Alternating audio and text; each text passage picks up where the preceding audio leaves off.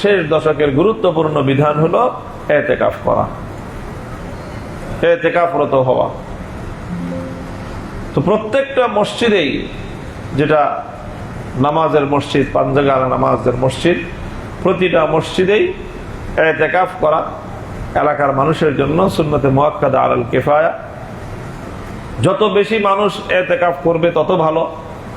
কমাস কম প্রত্যেক মসজিদে 1-2 জন তো এতেকাফ করতেই হবে, আর না হলে এটা পুরা এলাকার মানুষের একটা দোষ, একটা ভুল, একটা তাদের একটা ত্রুটি হিসেবে এটা সাব্যস্ত হবে ইসলামী শরীয়তের নিকট।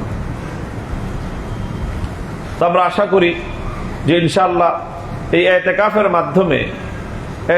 মাধ্যমে আমাদের জীবনে অভূতপূর্ব একটা কল্যাণ নসিব হবে ইনশাআল্লাহ। আল্লাহর পক্ষ থেকে যখন রমজানুল মুবারকের যত শেষ হতে থাকে, খায়র ও বরকতের তুফান বইতে থাকে, আল্লাহর পক্ষ থেকে মানুষের জন্য নাজাতের একটা ব্যাপক আয়োজন চলতে থাকে, মানুষকে নেক এবং সওয়াব প্রদান করার একটা বিশাল আয়োজন চলতে থাকে, এই মোক্ষম সময়টায় ইবাদতের ভরা মৌসুমে, ইবাদতের মূল পর্বে যারা ইতিকাফ করতে পারবে, এটা বুঝাই যায় যে তারা যে অনেক বেশি নেকির দ্বারা, সওয়াবের দ্বারা নিজেদের জীবনকে যে সমৃদ্ধ করতে পারবে, এটা সন্দেহাতীত ভাবে বলা যায়। এই জন্য আমাদের দুর্ভাগ্য যে আমাদের একটা অবস্থা এমন হয়ে গেছে যে রমজান শেষ হতে থাকে, আর আমাদের উচিত ছিল নবীজির ওই ঘোষণাটাকে বারবার স্মরণ করা। আল্লাহর নবী যেটা বলেছেন যে যেই ব্যক্তির জীবনে রমজান আসলো, সে পূর্ণ রমাদান পেল, আবার রমজান তার জীবন থেকে অতিক্রান্ত হয়ে গেল, অতিবাহিত হয়ে গেল, অথচ তার জাহান্নাম থেকে মুক্তির ফয়সালা হলো না, তার জীবনের গুনাহগুলি মাফ হলো না, ওই ব্যক্তিটা ধ্বংসপ্রাপ্ত ব্যক্তি। ওই ব্যক্তিরা ধ্বংসপ্রাপ্ত ব্যক্তি যে রমাদানুল মুবারকের মতো এত বড় সুযোগ পেয়েও সে নিজেকে আল্লাহর কাছ থেকে ক্ষমা করাইতে পারলো না। নিজের আমলের মাধ্যমে, নিজের কর্মকাণ্ডের মাধ্যমে, নিজের কাজের মাধ্যমে সে আল্লাহর সন্তুষ্টি অর্জন করতে পারলো না। এই ব্যক্তির চেয়ে পোড়া কপালে আর কেউ হতে পারে না। তো আমাদের ভাই, রমজান যত শেষ হতে থাকবে, আমাদের মধ্যে এই ভয়, এই আশঙ্কা, এই আবেগ আমাদের মধ্যে কাজ করা দরকার যে রমজান চলে যাচ্ছে, আমি জানি না যে আমার মাগফিরাতের ফয়সালা হলো কিনা, আল্লাহ আমাকে ক্ষমা করলেন কিনা। আমার তখন আরো বেশি আল্লাহর দিকে রোনাজারি করা উচিত, কান্নাকাটি করা উচিত, ফরিয়াদ করা উচিত যে আল্লাহ আপনি আমাকে মাফটা করেই দেন। তো রমজান যত শেষ হতে থাকবে, একজন মুমিনের সিফাত হলো যে মাফ চায়, যে ক্ষমা চায় আল্লাহর কাছে। রমজান শেষ হতে থাকবে, তার ক্ষমা চাওয়ার মাত্রা বাড়তে থাকবে, তার আল্লাহ রাব্বুল আলামিনের কাছ থেকে, জাহান্নাম থেকে মুক্তির প্রার্থনার মাত্রা বাড়তে থাকবে, তার কান্না বাড়তে থাকবে, তার আক্ষেপ বাড়তে থাকবে যে হায় রমাদান চলে যাচ্ছে, আমার কি হলো, রমাদান চলে যাচ্ছে, আমার কি ব্যবস্থা হলো। যদি এমন হয় যে রমজান চলে গেল, আমার মুক্তির ব্যবস্থা হলো না, সেই ক্ষেত্রে আমার চেয়ে পোড়া কপালে আর কে আছে। এইরকম একটা ফিলিংস, এইরকম একটা অনুভূতি প্রত্যেকটা রোজাদারের মধ্যে, প্রত্যেক ইমানদারের মধ্যেই রমাদান যত শেষ হতে থাকবে তার মধ্যে এই অনুভূতি, এটা আসা উচিত। কিন্তু দুর্ভাগ্যজনক ভাবে আমাদের হলো রমাদান শেষ হতে থাকে, আমরা মসজিদ থেকে মার্কেটমুখী বেশি হতে থাকি। রমজান শেষ হতে থাকে আর আমরা রমজান বাদ দিয়ে তখন ঈদের দিকে ছুটতে থাকি। আমাদের অবস্থাটা হয়েছে এরকম যে আমাদের সমাজে দেখা যায় যে ঈদকে কেন্দ্র করে আমাদের এত আয়োজন, ভাবসাবটা এরকম হয় যে আল্লাহ পাক রমজান মাসটা দিছেই যাতে মানুষ ঈদটা ভালো করে করতে পারে। এই জন্য রমজানে খাওয়া দাওয়া কম, রমজানে একটু খাওয়া দাওয়া কম, অন্যান্য অফিস আদালতের ব্যস্ততাও কম। কেন? যাতে সবাই ভালো করে ঈদের কেনাকাটা করতে পারে। তো এটা উল্টা হয়ে গেছে। আসলে ঈদ কেন ছিল? আল্লাহ রাসূল সাল্লাল্লাহু আলাইহি ওয়াসাল্লাম বলেছেন, লিস-সাইমি ফারহাতান, লিস-সাইমি ফারহাতান ফারহাতুন ইনদা ফিতরিহি ওয়া ফারহাতুন ইনদা লিকাই রাব্বিহ, যারা যথাযথভাবে রোজার বিধান পালন করবে আল্লাহর পক্ষ থেকে তাদের জন্য দুটো পুরস্কার রয়েছে। একটা পুরস্কার হলো ঈদুল ফিতর, এটা রমাদানের পুরস্কার। আর মূল পুরস্কার হবে যখন রোজাদার হাসরের মাঠে আল্লাহর সামনে দণ্ডায়মান হবে, তখন আল্লাহ নিজ হাতে রোজাদারের হাতে তার পুরস্কার তুলে দিবেন। তো রমজানের তাৎক্ষণিক পুরস্কার হলো ঈদ। এখন ভাই পুরস্কার তো সেই পায় যে খেলায় হেরে যায়, নাকি কি বলে? পুরস্কার কে পায়? যে প্রতিযোগিতায় পরাজিত হয় সে। তাহলে পুরস্কার তো সে পায় যে প্রতিযোগিতায় বিজয়ী হয়, সে পুরস্কার পায়।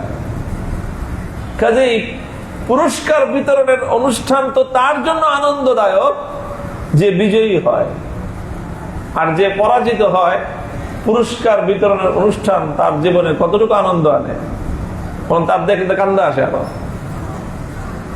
তার তো আফসোস হয়, তার তো আনন্দ না, আনন্দ তো তার জন্য যে বিজয়ী হয়। তো ভাই ঈদ তো তার জন্য যে রমজানুল মুবারাকে রোজার মাধ্যমে বিজয়ী হয়েছে। বিজয়ী কে হয়েছে? যে জাহান্নাম থেকে মুক্তির ফয়সালা যার কপালে এসেছে। তো এটা তো ছিল মূল থিমটা, আমরা এটাকে উল্টায় দিছি। আসলে ছিল ঈদটা ছিল রমজানে যে ব্যক্তি ভালো করে আমল করে সে আল্লাহর সন্তুষ্টি অর্জন করতে পারলো, এখন সে রমজানের সফল কাম হয়েছে আল্লাহর পক্ষ থেকে ঈদের উপহার, ঈদের পুরস্কার। কিন্তু আমরা বানায় দিছি রমজানটা হলো ঈদের প্রস্তুতির জন্য, যে খাওয়া দাওয়া না করে সারা দিন রাত শুধুমাত্র শপিং করবা, কেনাকাটা করবা, এই হলো তোমার রমজান। আল্লাহ আমাদেরকে রক্ষা করেন। এই জন্য মহতারাম হাজরিন, বিশেষ করে রমজানের শেষ দশকে আমাদের অন্যান্য কাজকর্ম কমায় দিয়ে বেশির চেয়ে বেশি ইবাদতের মধ্যে যারা ইতিকাফ করতে পারবো তারা তো কোনো কথাই নাই, যারা ইতিকাফ করতে পারবো না তাদের জন্যও রমজানের শেষ দশকে বেশির চেয়ে বেশি সময় ইবাদতের মধ্যে, মসজিদের মধ্যে, তেলাওয়াতের মধ্যে, আর বিশেষ করে আল্লাহ পাক রব্বুল আলামিনের কাছ থেকে ক্ষমা প্রার্থনার মধ্যে অতিক্রম করা উচিত। কেনাকাটা যদি কিছু করতে হয়, ঈদ যেহেতু আসবে, ঈদেরও কিছু কেনাকাটা আছে, সেটা আরো আগেই সেরে ফেলা উচিত। শেষ দশকের জন্য কেনাকাটা না রাখা চাই। আল্লাহ রাব্বুল আলামিন আমাদেরকে তৌফিক দান করেন। আজকে তৃতীয় আরেকটা বিষয় খুব সংক্ষেপে আলোচনা করি। দুটো বিষয়ে কথা বললাম, এটা আসলে রমজানের সাথে কোনো সংশ্লিষ্ট আলোচনা না, কিন্তু আমাদের সমাজে এটা একটা ট্রেডিশন হয়ে গিয়েছে, যাকাতের আলোচনা। ইসলামী শরীয়তের, আল্লাহর বিধানের, ইসলামের যে 5টা স্তম্ভ তার অন্যতম একটা হলো যাকাত, সম্পদের যাকাত আদায় করা। সম্পদের যাকাত, এটা যাকাত শব্দের ইসলামের 2টা অর্থ হয়। এটা যাকাত শব্দের আবিধানিক 2টা অর্থ। একটা অর্থ হলো পবিত্রতা, আর একটা অর্থ হলো বৃদ্ধি পাওয়া। তো যাকাত বলাই হয় আল্লাহ রাব্বুল আলামিন সম্পদশালীর সম্পদের মধ্যে একটা পোরশন, একটা হিস্সা রেখেছেন, যেটা যাকাত হিসাবে সম্পদশালী ব্যক্তি তার নিজের সম্পদ থেকে আলাদা করে যারা যাকাত প্রাপ্য তাদের কাছে পৌঁছে দেওয়া, এটাকে যাকাত বলা হয়। সেই নির্ধারিত হিস্সাটা কি? নির্ধারিত অংশটা হলো 40 ভাগের 1 ভাগ। সাধারণ সম্পদের মধ্যে শতকরা 2.5%, শতকরা 2.5% সম্পদ নিজের সম্পদ থেকে আলাদা করে, এটা গরিবের হক, এটা গরিবের সম্পদ। ধনীর সম্পদের মধ্যে গরিবের হিস্সা হলো শতকরা 2.5%। এটাকে যাকাত এই জন্য বলা হয় যে এই সম্পদটা যদি কোনো ব্যক্তি নিজের মূল সম্পদ থেকে আলাদা করে দেয়, তাহলে তার অবশিষ্ট 97.5% সম্পদ, 97.7 অর্থাৎ 97.5% যে সম্পদ তার থাকতেছে, অবশিষ্ট সম্পদটা পবিত্র হয়ে যাবে।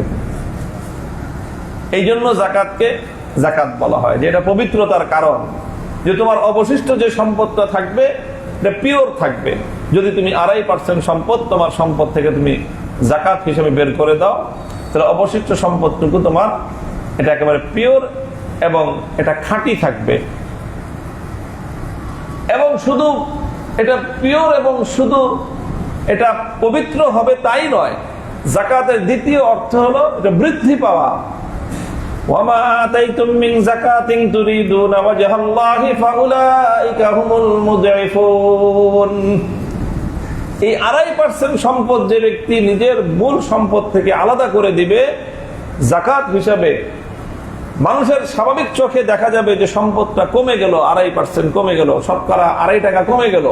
কিন্তু আল্লাহর কোরআন বলতেছে, তুমি যদি আল্লাহকে সন্তুষ্ট করার জন্য এই 2.5 টাকা তোমার 100 টাকা থেকে আলাদা করে দাও, বাহ্যিক চোখে দেখা যাবে যে 2.5 টাকা কমে গেল, কিন্তু আল্লাহর কোরআন ঘোষণা করেছে যে এই 2.5 টাকা কমে গেলেও আল্লাহ পাক রব্বুল আলামিন তোমার অবশিষ্ট টাকার মধ্যে 1000 টাকার বরকত দিয়ে দিবেন। তোমার সম্পদ বাড়বে, সম্পদ কমবে না। তাহলে যাকাতের দ্বারা দুইটা জিনিস হয়, একটা হলো অবশিষ্ট সম্পদ, এটার পিউরিফিকেশন সিস্টেম হলো যাকাত দেওয়া। আমরা যে পানি পান করি, দেখা যায় যে অনেকে ফিল্টারিং করে পানিটা পান করি।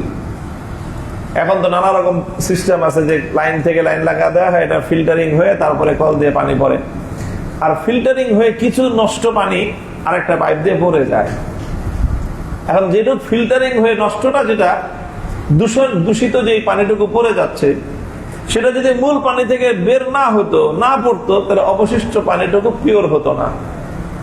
ঠিক তদ্রুপ আমার কাছে যা কিছু সম্পদ আল্লাহ পাক দিয়েছেন, এই সবটা সম্পদ যদি আমি ভোগ করি, তাহলে এটা ওই জার এবং আবর্জনা মুক্ত সম্পদটা আমি ভোগ করলাম।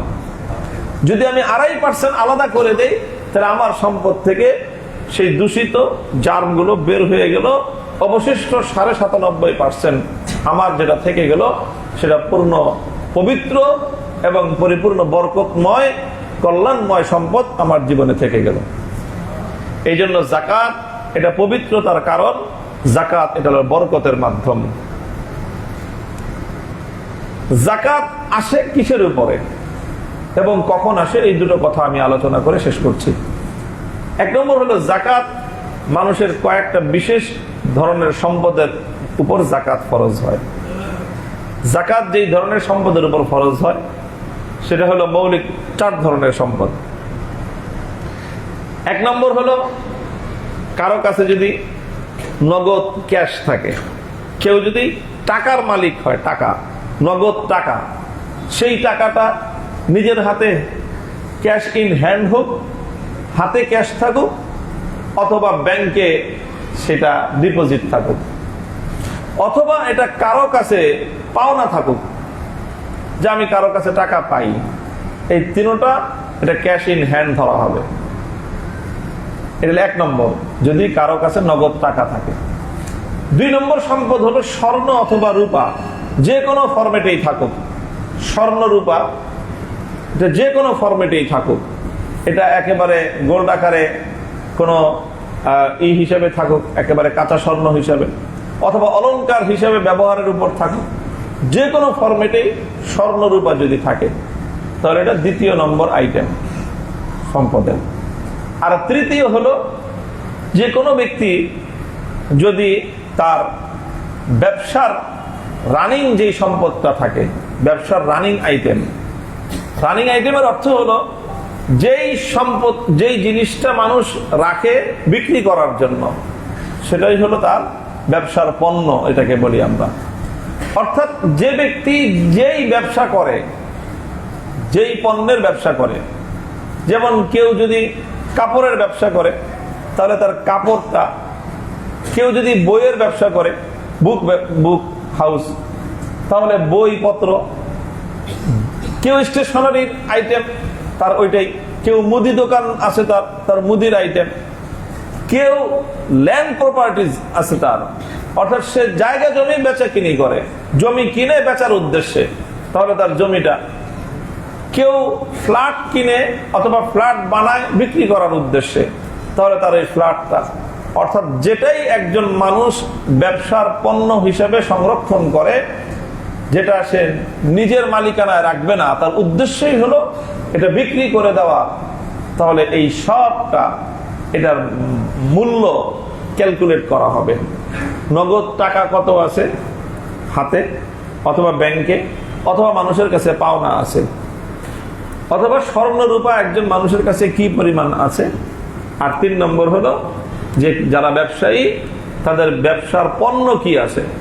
ব্যবসার মধ্যে অনেকের থাকে শোরুম থাকে, শোরুমের মধ্যে আপনার ডেকোরেশন থাকে, এই ডেকোরেশনটা তার বিক্রি করা হবে না, বিক্রি করা হবে এই আলমারির মধ্যে বা শোকেসের মধ্যে রাখা পণ্যটা বিক্রি হবে। পণ্যের মূল্যটা হিসাবের মধ্যে আসবে, ব্যবসার যে দোকান আছে যেটা, এই দোকানটা হিসাবের মধ্যে আসবে না। তবে হ্যাঁ, যারা হাউজিং ব্যবসা করে অথবা ফ্ল্যাট বিজনেস যারা করে, তাদের জমি এবং তাদের ফ্ল্যাটটা হিসাবের মধ্যে আসবে। আর যারা এমনিতেই ফ্ল্যাট কিনে রাখছে, ভাড়া দেয়, জায়গা কিনে রাখছে যে এটা থাক, এটা আপাতত বেচা বিক্রি করার কোনো ইচ্ছা তার নাই, তাহলে এই জমি এবং এই বাড়ি এটা যাকাতের হিসাবের মধ্যে গণ্য হবে না। তো এই জাতীয় 3টা পণ্য, নগদ টাকা, স্বর্ণ রূপা আর হলো ব্যবসার পণ্য, এটা একজন ব্যক্তির মালিকানায় যখন থাকে, কতদিন থাকতে হবে এটার একটা ছোট্ট হিসাব আছে। এটা নিয়ে আমাদের অনেকের মধ্যেই এক ধরনের বিভ্রান্তিও তৈরি হয় সঠিক মাসলা না বুঝার কারণে। সেটা হলো যে একজন মানুষ জীবনে প্রথমবারের মতো যখন একটা নির্দিষ্ট অ্যামাউন্টের মালিক হবে, এই 3 আইটেম থেকে, নগদ টাকা, স্বর্ণ রূপা অথবা ব্যবসার পণ্য, এই 3 আইটেম মিলায়ে কোনো ব্যক্তি যদি নেশাবের মালিক হয়ে যায়। নেশাব কি জিনিস? নেশাব হলো একটা নির্দিষ্ট পরিমাণ। শরীয়তের মধ্যে নেশাবের 2টা মানদণ্ড দেওয়া হয়েছে। একটা হলো 7.5 ভরি স্বর্ণ অথবা তার সমমূল্য, আর একটা হলো 52.5 ভরি রূপা অথবা তার সমমূল্য। তো 52 ভরি রূপার বর্তমান বাজার দর খুব বেশি না, 1 লাখ টাকারও কম। তো এই পরিমাণ টাকা, এটা হলো নেশাব। নেশাব বলা হয় ইসলামী শরীয়তে। এই নেশাবের যখন কোন একজন মানুষ মালিক হয়ে যাবে, সে বছরের যেই দিনই মালিক হোক, ধরে নেন কোন একজন ব্যক্তি মুহররম মাসের 1 তারিখে এই নেশাবের মালিক হয়েছে, জীবনে প্রথমবারের মতো। জীবনে প্রথমবারের মতো একজন মানুষ যেদিন এই সম্পত্তির মালিক হবে, সেই দিনটা তার কাউন্ট হবে, সেই দিনটা নোট হবে। এরপরে সেই দিন থেকে পরবর্তী 1 বছর, 1 বছর পরে আবার পরবর্তী বছর মুহররম মাসের 1 তারিখে দেখা যাবে যে সেই দিন তার মালিকানায় কি পরিমাণ সম্পদ আছে। সেই দিন যদি দেখা যায় যে গত বছর মুহররম মাসের 1 তারিখে একজন ব্যক্তি 5 লাখ টাকার মালিক ছিল, আর এই বছর মুহররম মাসের 1 তারিখে সে 10 লাখ টাকার মালিক, হয়তো অতিরিক্ত 5 লাখ টাকা তার 2 দিন আগে তার মালিকানায় আসছে অথবা 3 দিন আগে আসছে, তখন এই বছর মুহররম মাসের 1 তারিখে সে 10 লাখ টাকারই যাকাত দিতে হবে। অর্থাৎ প্রত্যেকটা টাকা 1 বছর অতিক্রান্ত হতে হয়, সেটা বিষয়টা এমন নয়, বরং হিসাব হতে হয় যে মূল নেশাব যেদিন সে মালিক হবে, সেই দিন থেকে 1 বছর পরে সে টোটাল যেই পরিমাণ সম্পদের মালিকানা থাকবে, তার সেই পরিমাণ সম্পদের যাকাত একজন ব্যক্তিকে ক্যালকুলেশন করতে হয়। তো আমরা এত খুঁটিনাটি হিসাব কেউ রাখি না, যে কবে আমি নেশাবের মালিক হয়েছিলাম, সেই দিন থেকে 1 বছরের মাথায়, এগুলোর আমাদের সমাজে হিসাব রাখার প্রচলন নাই। তো আমরা কি করি, সাধারণত রমজান থেকে রমজানে আমাদের দেশের সবাই যাকাতের হিসাব করে থাকি আমরা। ঠিক আছে, রমজানের 1 তারিখ আমরা একটু স্ট্যান্ডার্ড ধরে নেই, রমজানের 1 তারিখ প্রতি বছর আমরা যাকাতের হিসাব করব। তো সেই হিসাবে এবছর রমজানের 1 তারিখে আমাদের প্রত্যেকের বাসা বাড়ি সহ, মহিলাদের সহ, আমাদের যার যারটা তার হিসাব করতে হবে। মহিলারটা মহিলা নিজেরটা নিজে হিসাব হবে, তারটা পুরুষেরটা আলাদা হিসাব হবে। যার মালিকানাধীন যতটুকু সম্পদ, সেটা তার অ্যামাউন্টে, তার মালিকানায় হিসাব হবে, যে আমার কি পরিমাণ নগদ টাকা আছে, কি পরিমাণ ব্যাংকে আছে, কি পরিমাণ স্বর্ণ আছে, এবং কি পরিমাণ রূপা আছে, আর কি পরিমাণ আমার ব্যবসার পণ্য আছে। এই 3টা যোগ হবে। এই যোগের মধ্যে একটা বিষয় আছে, ঋণের যে বিষয়টা থাকে, ঋণ আমরা অনেক সময় নিজে যেরকম আরেকজনের কাছে কিছু ঋণ পাওনা আছি, আবার অনেকে আরেকজনের কাছে দেনা থাকে, ঋণী থাকে। ঋণ যেটা থাকবে এই দোনোটাই প্লাস মাইনাস হবে হিসাবের মধ্যে। অর্থাৎ যে ব্যক্তি আরেকজনের কাছে যেই পরিমাণ টাকা পাওনা আছে সেই পাওনা পুরোটাই প্লাস হবে, আর যে আরেকজনের কাছে দেনা আছে এই দেনা টাকা পূর্ণটাই মাইনাস হবে হিসাবের মধ্যে। হিসাবের মধ্যে ঋণটা প্লাস এবং মাইনাস হবে। এখন অনেকে বলতে পারি যে টাকা তো আরেকজনের কাছে পাই, কিন্তু সে দিবে কি দিবে না এটাই তো ঠিক নাই। অনেক তো দেয় না টাকা, পাওনা টাকা অনেক সময় পাওয়া যায় না। তো আমি জাকাত দিচ্ছি অথচ আসল টাকাই আমি পাবো না। এই জন্য ইসলামী শরীয়তে এটার অবকাশ আছে যে যে পাওনা টাকা একজন মানুষ যেটা পায় সেটার জাকাতটা সে বিলম্ব করে দিতে পারে। অর্থাৎ যদি এই টাকাটা পাওয়ার ব্যাপারে তার সন্দেহ থাকে, সংশয় থাকে যে টাকা পাই কি পাই না অনিশ্চিত, তাহলে এই মুহূর্তেই সেই পাওনা টাকার জাকাত পরিশোধ করে জাকাত আদায় করে দেওয়া জরুরি না। আপনি অপেক্ষা করতে পারেন, ঠিক আছে, যখন পাবেন তখন অতীতেরটা হিসাব করে জাকাত দিয়ে দিবেন, সেটাও কেউ করতে পারে। যে ঠিক আছে আমি আজকে পাওয়ার কথা ছিল আজকে পাইনি, 1 বছর পরে পাইছি, 2 বছর পরে, 5 বছর পরে সেই টাকাটা পাওয়া গেছে, তাহলে সেই 5 বছরের হিসাব করে একসাথে 5 বছরের জাকাত পাওয়ার পরে দেওয়া যাবে, তাতেও কোনো সমস্যা নেই। এইভাবে জাকাত আদায় করে জাকাত দেওয়ার ক্ষেত্রে অমুসলিমকে জাকাত দেওয়া যায় না। জাকাত এটা ইবাদত, এটা কোনো মুসলিম ব্যক্তিকে দিতে হবে। নিজের বাবা মা, দাদা দাদি, নানা নানি, নিজের সন্তান সন্ততি, সন্তানের সন্তান, এদেরকে নিজের জাকাত তাদেরকে দেওয়া যায় না। অন্যান্য আত্মীয় স্বজন যারা এই পরিমাণ সম্পদের মালিক না, অর্থাৎ যারা ব্যক্তিগতভাবে নিজের প্রয়োজন এবং ঋণ ইত্যাদির বাইরে লাখখানিক টাকার নগদ ক্যাশ, স্বর্ণ রূপা অথবা ব্যবসার পণ্যের মালিক না, এমন ব্যক্তিকে দরিদ্র ব্যক্তি বলা হয়। এই দরিদ্রদের হক হলো এই জাকাত। আমরা সকলেই জাকাত দেওয়ার ক্ষেত্রে যত্নবান হব ইনশাআল্লাহ।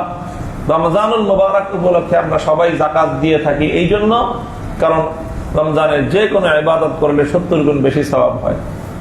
এই অতিরিক্ত ফ্যাসিলিটি পাওয়ার জন্যই মানুষের মধ্যে রমজান মাসে জাকাত দেওয়ার একটা প্রবণতা, যে অন্য মাসে জাকাত দিলে 1 টাকার জাকাতের সওয়াব পাবো, আর রমজানে 1 টাকায় 70 টাকার জাকাতের সওয়াব পাবো। এই অতিরিক্ত নেকি এবং সওয়াব উপার্জন করার একটা বাসনা থেকেই আমরা সাধারণত রমজান মুবারকেই জাকাত আদায় করে থাকি।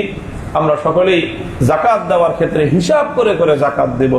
আমাদের অনেক ভাইয়েরা আছেন অনুমান করে একটা কিছু দিয়ে দেন। ভাই, জাকাত এরকম অনুমান করে দেওয়ার জিনিস না। হ্যাঁ, আপনি যদি পাই পাই হিসাব করতে না পারেন তাহলে অনুমান করে সেই অনুমানের চেয়ে এই পরিমাণ বেশি দিবেন যেন বেশি হয়ে যাওয়ার সম্ভাবনা থাকে, কম হওয়ার কোনো আশঙ্কা যেন না থাকে। আল্লাহ রাব্বুল আলামিন আমাদের সকলকে আল্লাহ